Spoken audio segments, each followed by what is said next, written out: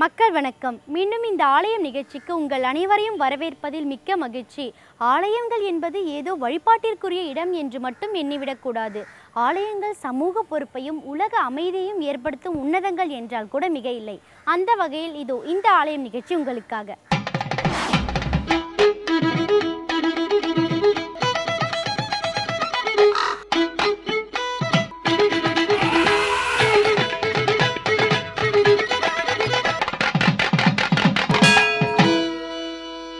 சைவமும் வைணவமும் தழைத்தோங்கிய நகரம் காஞ்சி.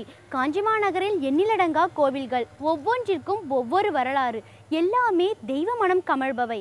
வைணவ திருத்தலங்களில் மிக முக்கியமான திருத்தலமான காஞ்சி வரதராஜ பெருமாள் திருக்கோவிலையே இன்றைய ஆலயம் நிகழ்ச்சியில் நாம் காண இருக்கிறோம்.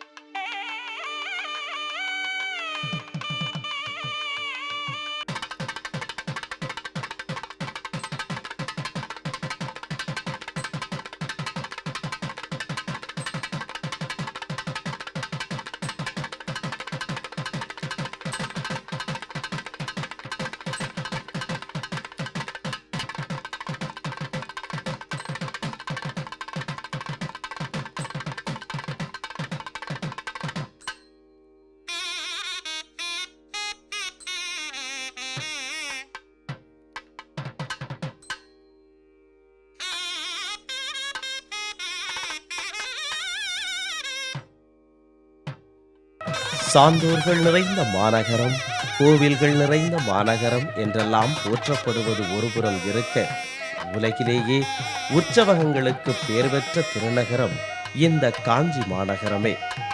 நாள்தோறும் விழா, மாதந்தோறும் உற்சவம் என்று கொண்டாடும் இந்த காஞ்சிபுரத்தின் மைய பகுதியில் அமைந்திருக்கிறது இந்த வரதராஜ பெருமாள் தேவஸ்தானம்.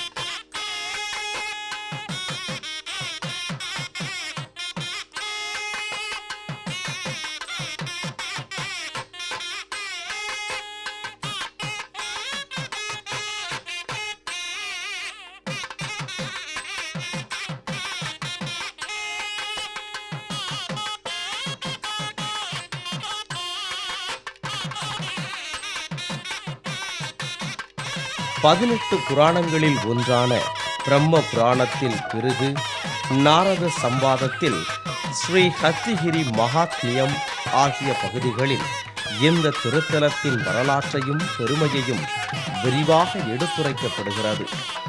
ஆழ்வார்களால் பாசுரம் பெற்ற தலங்களாக போற்றப்படும் 108 திருப்பதிகளில் இந்த வரதராஜ பெருமாள் திருக்கோயில் முதன்மையானதாக திகழ்கிறது.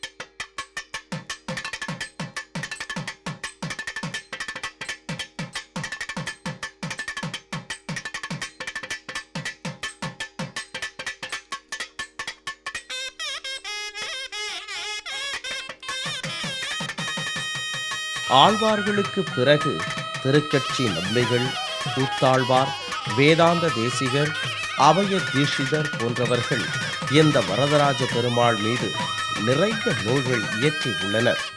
கிபி 685 முதல் கிபி 705 வரை ஆண்ட பல்லவ அரசனாகிய ராஜசிம்மன் தான் இந்த வரதராஜ பெருமாள் திருக்கோயிலை கட்டியதாக காஞ்சிபுர தல வரலாறு கூறுகிறது.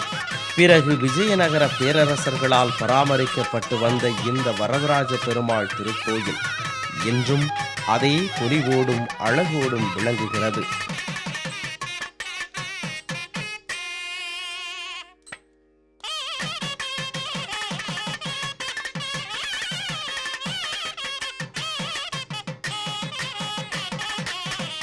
ஆடி மாதத்திலே ஆடிகருடன் என்று சொல்லக்கூடிய கஜேந்திர மோட்சம், ஆவணி மாதம் பவித்ரோத்சவங்கள், ஸ்ரீஜெயந்தி உற்சவங்கள், புரட்டாதி மாதம் நவராத்திரி பெருமாள் தாயார் 2 பேரும் சேர்ந்து எழுந்துள்ளது வெகு சிறப்பான ஒரு உற்சவமாகும்.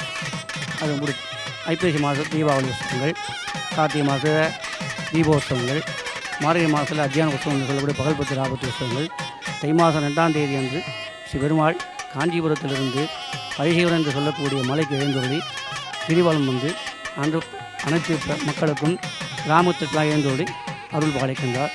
தை மாதத்திலே 3 நாட்கள் தெப்போற்சவம், மாசி மாதத்தில் கவனோற்சவம் 3 நாட்கள் நடைபெறுகிறது. பங்குனி மாதத்திலே 7 நாட்கள் பங்குனோத்திரம் என்று சொல்லக்கூடிய மலையாள நாச்சியார் தனிப்பட்ட ஒரு நாச்சியாருக்கு திருக்கல்யாணம் நடைபெற்று அன்று இரவு திருத்தந்த இரவு 5 நாச்சியாருடன் துறைவி தாயார், மலையாள நாச்சியார், ஆண்டாள், உபய நாச்சியமாருடன் தாயார் சந்தையில் எழுந்தொழி அனைவருக்கும் சேர்த்தியார் என்ற சேவை என்று ஒரு பிரமாதமான நிகழ்ச்சி நடைபெறுகிறது. மறுநாள் கந்தபடி வசந்தம் இங்கே எல்லாருக்கும் அங்கே சாயந்தரம் பந்தலில் பத்தியோலாத்தில் நடைபெற்று விமரிசையான உற்சவம் நடைபெறுகின்றது. அதிலே பல்ல உற்சவம் நடந்து 7 நாட்கள் பல்ல உற்சவம். அந்த பல்ல உற்சவத்தில் பெருமாளும் அசிரி மகாத்மியம் என்று சொல்லக்கூடிய 18 அத்தியாயம் உள்ள அசிரி மகாத்மியம் வாசிக்கப்படுகிறது. இவ்வாறாக இத்திருக்கோயிலில் வருஷம் பூராகவும் மாதம் பல ஒற்றை உற்சவங்கள் நடைபெற்று வருகின்றது.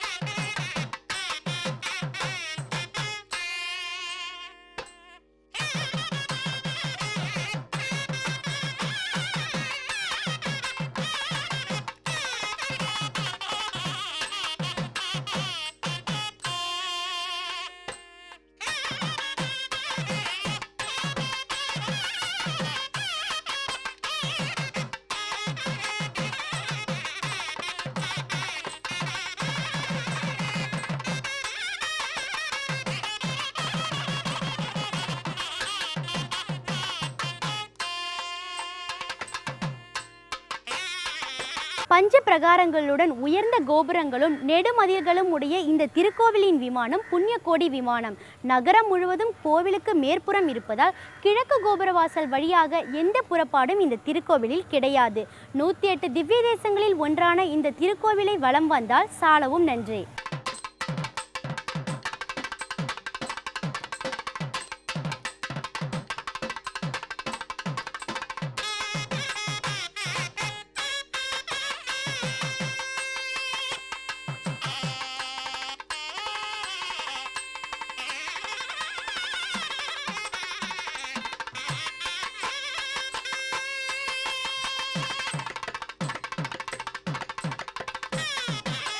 ஒற்றைக்கல் சிற்பத்தில் நிகரற்ற பெருமை வாய்ந்த நூற்றங்கால் மண்டபம் இன்றைக்கும் திருக்கோயில் கலையின் உச்சமாக கருதப்படுகிறது. ஒரு காலத்தில் பிரம்மன் இத்தலத்தில் திருமாலை நோக்கி அஸ்வமேத யாகத்தை செய்து அவரை பல விதங்களாக பூசித்து வணங்கினார். தான் இல்லாமல் பூஜை நடத்துவதை கேள்வியுற்ற நாமகளும் கோபம் கொண்டு ஒரு நதியாக பிரவகித்து யாகசாலையை நோக்கி பாய்ந்து வர பெருமாளே நதியின் குறுக்கே ஓர் அணையாக கிடந்தார். வேகமாக வந்ததால் இந்த நதி வேகவதி என்றும் தடுத்த திருமால் வேகாசேது என்றும் அழைக்கப்படுகிறார். பிரம்மனின் பூஜைக்கு இறங்கி வந்து அருள் செய்த திருமாலிடம் எல்லோரும் நற்கதியடையும் வண்ணம் இதே திருப்பதியில் என்றென்றும் நின்றருள வேண்டும் என்று பிரம்மன் வேண்டினார். அதேபோல் கேட்ட வரங்களை அள்ளித்தரும் வரதன் என்ற திருநாமத்துடன் இன்றும் வரதராஜ பெருமாள் அருள் புரிந்து கொண்டிருக்கிறார்.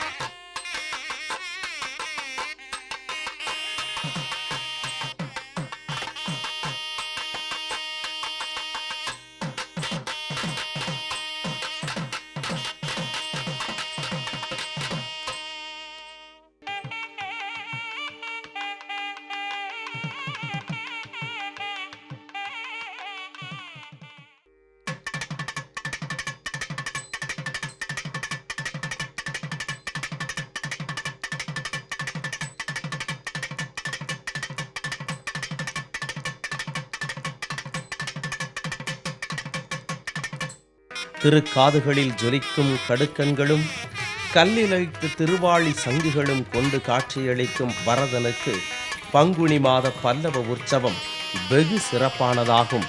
லக்ஷ்மி இன்பமாய் நித்திய வாசம் செய்யும் அகன்ற திருமார்பும் இடது திருக்கரத்தில் பிடித்த கதையும் மேலிரண்டு திருக்கரங்களில் ஏந்திய திரிசங்கு சக்கரங்களும் அபய கஷ்யதமும் கொண்டு எத்துணை பாவம் செய்தோருக்கும் அஞ்சேல் மின் என்று அருள்வாளிக்கும் திருமுகம் கொண்டு காட்சி தரும் வரதராஜ பெருமாளை நேரில் கண்டு அனுபவிக்க வேண்டுமே அன்றி அது சொல்லினால் சொல்வதற்கு இயலாது. பயமாளிகை என்னும் பிரகாரத்தில் வடகிழக்கு மூலையில் கச்சிவாய்தான் மண்டபத்தை எடுத்து பயமாளிகை பள்ளி என்னும் தங்கப்பள்ளி மேல்தள வரிசையில் இருக்கிறது. அதை தொட்டு கண்ணில் ஒத்திக் கொண்டால் நிரம்ப புண்ணியம் உண்டு என்பது பெரும்பாலான மக்களின் நம்பிக்கையாக இருந்து வருகிறது.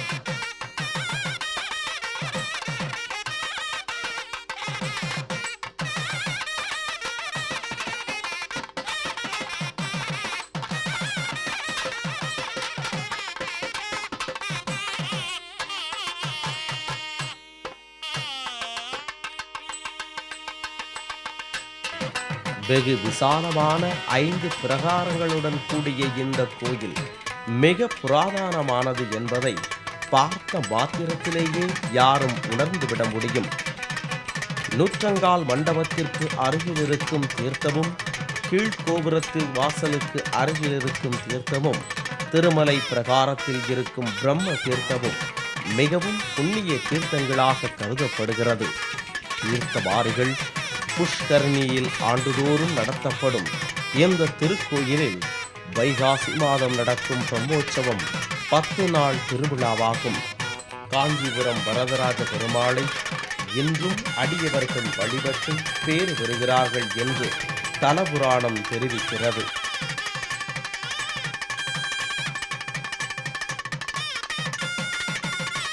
இன்றைய ஆலயம் நிகழ்ச்சியின் அடுத்த பகுதியாக வருகிறது திருப்புகழ். முருகப்பெருமானுக்குரிய பாடல்களில் திருப்புகழுக்கே முதலிடம். அந்த வகையில் இன்றைய நிகழ்ச்சியில் என்ன பாடல், என்ன விளக்கம் என்று பார்ப்போமா?